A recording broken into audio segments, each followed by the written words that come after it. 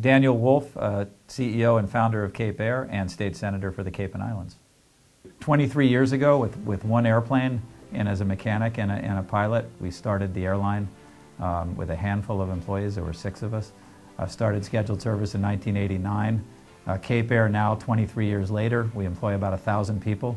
We operate in 11 different states, 4 commonwealths and territories, and 3 foreign countries.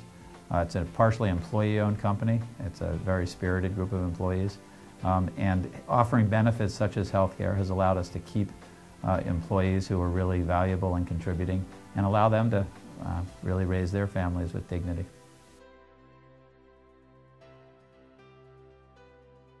The transition for those who were already offering the benefit was seamless.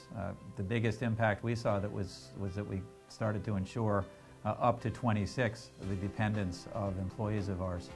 For some businesses, they implemented the health insurance plans, which was really a positive thing for their employees. The percentage of companies with more than 3 employees that offer health benefits rose from about 69% to about 77%. So it did actually encourage employers to offer the benefit. Even those employers who were not required by law offered the benefit. Health insurance is literally the difference between life and death.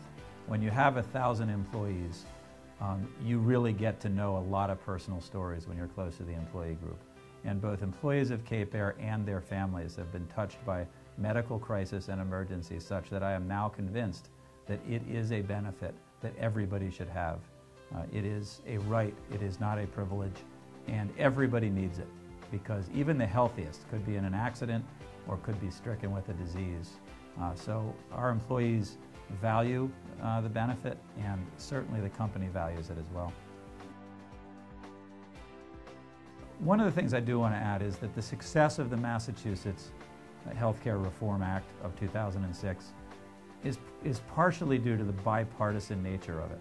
It was passed overwhelmingly by both parties in 2006 and signed by a Republican governor at the time. The reason it's been successful is because both parties came together and did what was right and responsible for the citizens of Massachusetts.